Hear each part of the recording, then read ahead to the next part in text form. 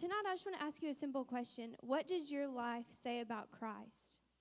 If you really think about it and you examine your life, what does it truly say about Christ? What does it say about the God that we proclaim to serve? Does it say that I serve a God that heals, that he sets people free, that he delivers people, that he changes people? Or does it say that, oh, I just serve a God that I go to church on Sunday morning? And Pastor Hal says something, and he said it over the years, and it's just really always stuck out to me. It says, when people see you, they should see what God expects. And that's always just been like, wow. Like, when people see you, they should see what God expects. That means that when people see you, they're expecting you to hold that higher standard that you're proclaiming to be. That they're waiting to see somebody else that's following the lifestyle that they proclaim to be, that they read the Bible and they live it. That's what people want to see. They want to see you holding that higher standard. In 1 Corinthians 11:1, it says, follow me as I follow Christ. People don't want to follow you unless you're following Christ. And whenever you say yes to Jesus, it's in all aspects of your life. Whether that means that you have to lose some friends, whether that means you stop watching the movies that you watch or the TV shows that you watch or the music that you listen to or the places that you go or the people that you see, that changes when you encounter Jesus. And it's not out of religion that you have to do these things. It's out of a relationship. And so when you say yes to Jesus, your life should radically change. A few weeks ago, we were in Tribe, and I talked about this, but when I got engaged in November of last year, and in 3 months from yesterday, I will be married. And I'm excited about that, and I'm sure all of you know about that because I've told everybody.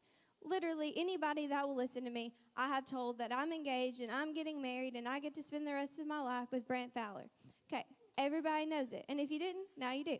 All right, so whenever it happened, my family was there, and his family was there, and our Tribe family was there. And if you know me, that's exactly how I would like it to be, with my friends and my family, and the people that I care about the most were there.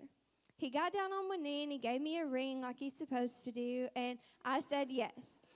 And I'm telling you, I was telling people in Walmart and Target, they didn't even know me. They didn't care. I was telling them, though, that I was engaged and that I was getting to spend my life with Brant Fowler. They don't know who he is, but I did.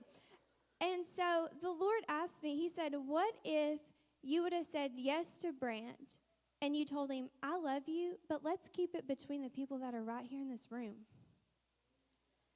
And I said, well, God, I didn't do that. And he said, no, but what if you would have? And I said, okay. He said, how do you think that would have made Brant feel? And I said, well, God, it probably would have made him feel like hurt and rejected and, wow, she doesn't really love me as much as she's saying that she does. Because if she really did, she would tell everybody. And he said, that's how so many people are in the church today. We come to the altar and we kneel down and we say yes to Jesus, but we get back up and we're like, okay, well, these people saw it, so they can know, and I'll live my life right around these people right here in this church, and I'll do the things I'm supposed to do right here, but I'm not going to go tell everybody. I'm not going to go and tell, the random people at Walmart or the random people at Target or Albertsons or wherever. I'm not going to tell those people because, they weren't there. They didn't see it. It's not really that important. But if you think about the disciples in the Bible, they threw away everything they had and they followed Jesus. They didn't say, okay, Jesus, I'm going to follow you on this day and this day. And, maybe here and there I'll come and see you. But they threw their lives away and followed Jesus. And it's the relationship that matters in this. Because you can't just give up your life and follow Jesus if you don't have a relationship with him. I would never tell somebody that I would marry them, that I didn't know them. But that's what we're doing today, is we don't know Jesus, but we're saying yes to him. And then in the end, we're failing at everything because we don't have that relationship with him. And when you have a strong relationship with someone, you know them and you can take them at their word. And it's exactly what the disciples did. One of my favorite stories in the Bible is in Acts 3. And I'm going to read it to you from the Message Bible just because it said it so, in today's terms. It says, one day at 3 o'clock in the afternoon, Peter and John were on their way into the temple for a prayer meeting.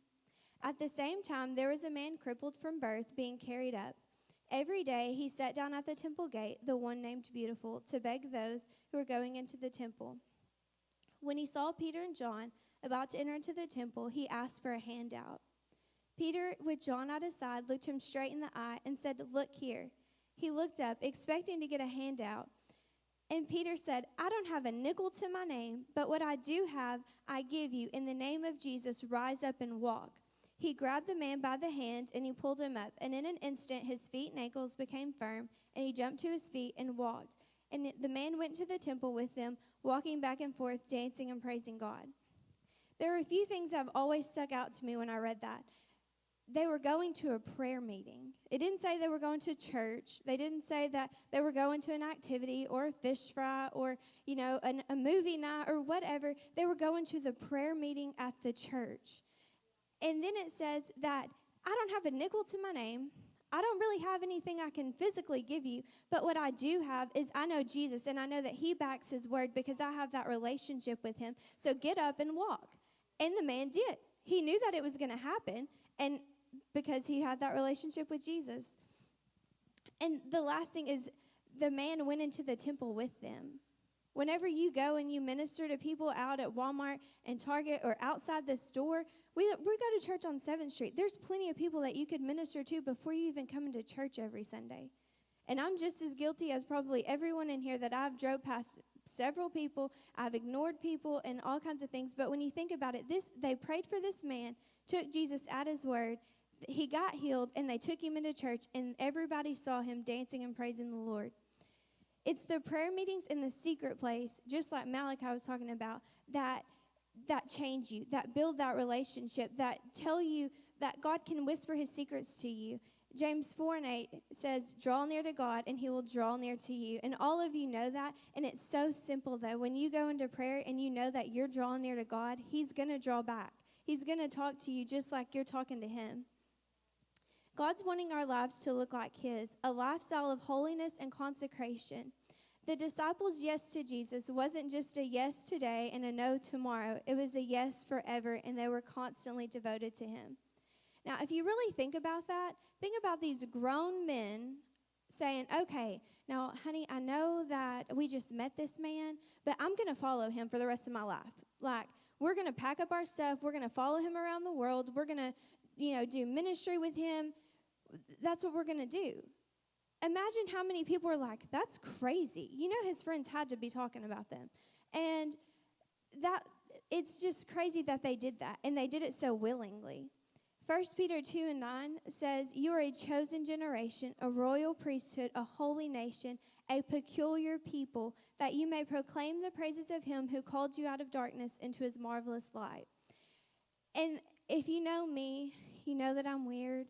And I like the word peculiar in that because it means weird. It means that you have full permission to be weird and to follow Jesus and for people to talk about you because you don't go see the same movies that they go to. You don't watch the same TV shows that they watch. You don't listen to the same music. You don't go to the same places. And they're going to call you weird. They're going to make fun of you. And I don't care if you're 14, if you're 34, if you're 85. People are going to talk about you. Because a lifestyle of holiness is always going to be talked about. It's always something that somebody else wants to do, but they want somebody else to live it for them. And when you say yes to Jesus, your life is going to be completely different from the world's. Just like when I said yes to Brant, I said yes in every area of my life. I didn't say, "Yes, Brant, you can have my heart today, but, tomorrow I may change my mind." It was a yes forever. And in 3 months from now, I will be his wife, and I will be his wife forever. And that's what Jesus wants from us, is a yes forever. And a lifestyle of holiness that lasts forever. Not today and gone tomorrow. One that lasts forever. We're called to be different. So tonight, I just want to challenge you to let your light shine bright for Jesus. And when people see you, let them see what God expects. That you never know who's watching you. Now, I'm going to talk about Malachi for a second. I love Malachi. A few months ago, Autumn brought me this paper, and she said, "Here, I want you to read this." I opened it up, and Malachi had wrote a paper about me. at school. And she said that I was her role model.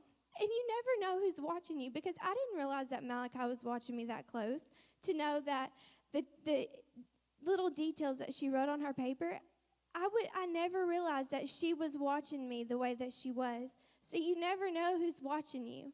It could be the 10-year-old girl that sits beside you at church. It could be the 85-year-old woman that sits on the back pew. You never know who your life is going to influence.